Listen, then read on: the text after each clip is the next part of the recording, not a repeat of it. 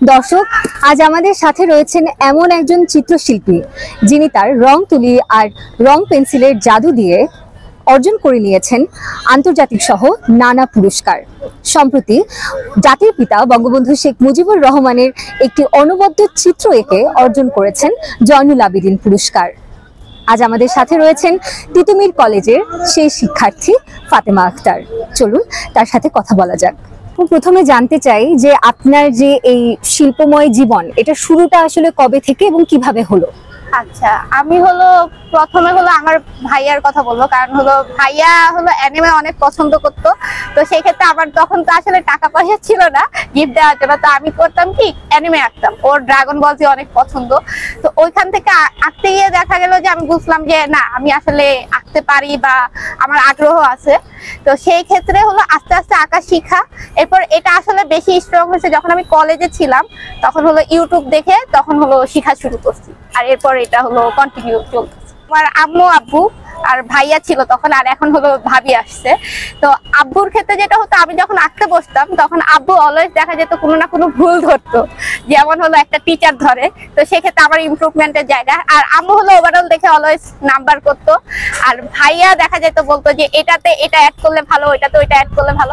তো এভাবে দেখা গেছে ওরা আমাকে অলওয়েজ ইন্সপায়ার করছে, অলসো আমাকে গাইডও করছে। তো সেক্ষেত্রে অলওয়েজ ওরা আমার সাপোর্টই করছে। আর ভাবিও যখন আসছে দেখা গেছে ভাবি আরো বেশি সাপোর্ট করা শুরু করছে, যে ভাবি গান গায়। তো দেখা যায় যে ওর মিউজিকটা আমার ড্রয়িং এর ব্যাকগ্রাউন্ডে দিয়ে দেয়। তো এভাবে আমাদের দুজনে একসাথে যে কোলাবরেট করা, ওইটা করা হয়। আপনি যে ছবিগুলো আঁকেন, এই ছবিগুলো আসলে বিষয়বস্তু কি বা কোন বিষয়গুলোকে মেইন রেখে আপনি ছবিগুলো আঁকেন?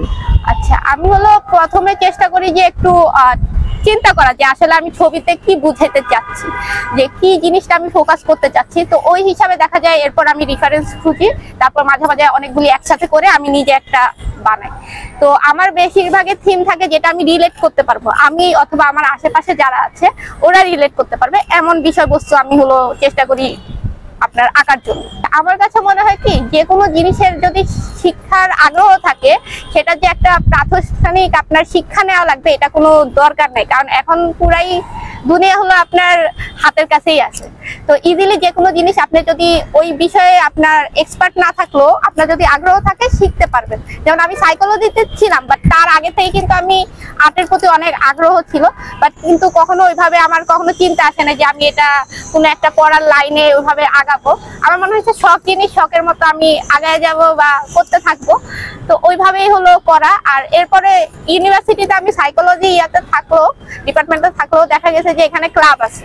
তো দেখা গেছে তিতুমির আর্ট ক্লাবের সাথে সংযুক্ত হওয়ার পর যেটা হয়েছে যে অটোমেটিক্যালি এই দিক থেকে আমি অনেক গ্রো করছি। ওইভাবে সবার থেকেই কিছু না কিছু শেখা হয়েছে। তো এভাবে আর কি আসলে জিনিসটা চলতে থাকা বা এখনো চলতে আছে। আচ্ছা, সম্প্রতি আপনি পুরস্কার পেয়েছেন, জয়নুল আবেদিন পুরস্কার, সেটা নিয়ে যদি বিস্তারিত একটু বলতেন। আচ্ছা, আমার ওই বঙ্গবন্ধুর যে অবিসংবাদিত নেতা যে শিরোনামটা, ওইটা আঁকার পিছনে প্রথম যে চিন্তাটা ছিল সেটা যে আমাদের বঙ্গবন্ধু কিন্তু বাংলাদেশে একটা সেক্টরে না, অনেকগুলি সেক্টরে কিন্তু তার বিভিন্ন পার্ট আছে বা বিভিন্ন রোল সে প্লে করেছে। তো আমার কাছে চিন্তা এটাই ছিল যে আমি কিভাবে তার বিভিন্ন যে রোলটা ওটা একটা ছবির মাধ্যমে আমি ফুটিয়ে তুলবো। তো আমার যে ছবিটা অবিসংবাদিত নেতা, ওইখানে কিন্তু খেয়াল করলে দেখা যাবে 5টা বঙ্গবন্ধু টোটাল আমি এঁকেছি। আর ওটা বিভিন্ন রূপে দেখা গেছে সে চিন্তা করে আছে, অথবা সে রাগান্বিত আছে যে তার দেশের প্রতি এরকম কোনো আক্রমণ করতেছে, তারপরে সে দেশ নিয়ে ভাবতেছে, এরকম জিনিসগুলি আমি ওই ছবিতে ফুটিয়ে তোলার চেষ্টা করেছি। তো এটার পিছনে আমার মেইন থিম এটাই ছিল যে আমি কিভাবে ওনার বিভিন্ন যে রোল প্লে করেছে সেটা একটা ছবিতে ফুটাবো। আর এর জন্য ছবিটাও অনেক বড় আঁকা, দেখলে বোঝা যায় না যদিও, কিন্তু এটা আপনার 60 ইঞ্চি বাই 90 ইঞ্চি, তো অনেক বড় আঁকা। তো এই চিন্তা থেকে আসলে বঙ্গবন্ধুকে আঁকা। আমরা দেখেছি যে ফেব্রুয়ারি মাসে একটা প্রজেক্ট ছিল যে ভাষা ভাষা ভালোবাসা, যেটা খুব মানে ফেমাস হয়ে গেছিল, যে রাস্তার মধ্যে শীষ দিয়ে আয়না দিয়ে করা, ওটা নিয়ে যদি ডিটেইলে একটু বলতেন। আচ্ছা, ওইটা মেইনলি ছিল যে মোর্শেদ মিশুর প্রজেক্ট। তো উনি আহ্বান করেছিল যে যারা ইচ্ছা আসতে পারে।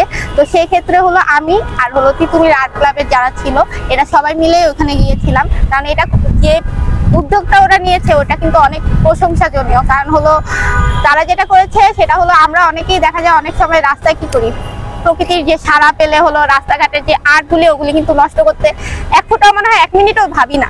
তো সেই ক্ষেত্রে ওনারা কিন্তু অলরেডি একবার করেছিল, সেটা হলো বিফলে গেছে। তো পরে যে হলো আপনার এসে শীট না কি আয়নার শীট ওগুলি অ্যাড করছে যেন ওই জিনিসটা একটু যেন বাধা পায়।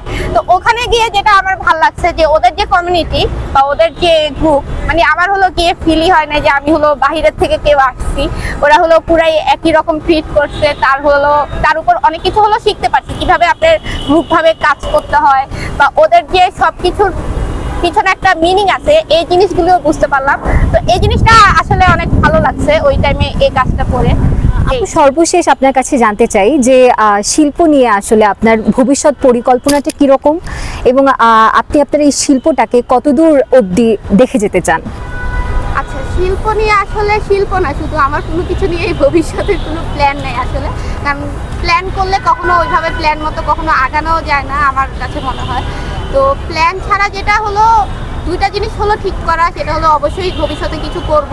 আরেকটা হলো শিল্পর ক্ষেত্রে আমি যদিও এটা প্রফেশনালি যদিও না নেই, বাট এটা আমার শখ হিসাবে মনে হয় আমার মরার আগ পর্যন্তই থাকবে। আমি অলওয়েজ করতে থাকবো যতদিন শক্তি আছে আমার। তো ওইটা আমি করতেই থাকবো, কারণ আমার দেখা যায় মন খারাপ আমি আঁকতে বসি, আমার দেখা যায় ভালো লাগতেছে আমি আঁকতে বসি। তো এই জিনিসটা অটোমেটিক্যালি অলওয়েজ আমার ভবিষ্যতেও থাকবে, আর এভাবেই আমি কন্টিনিউ করতে চাচ্ছি।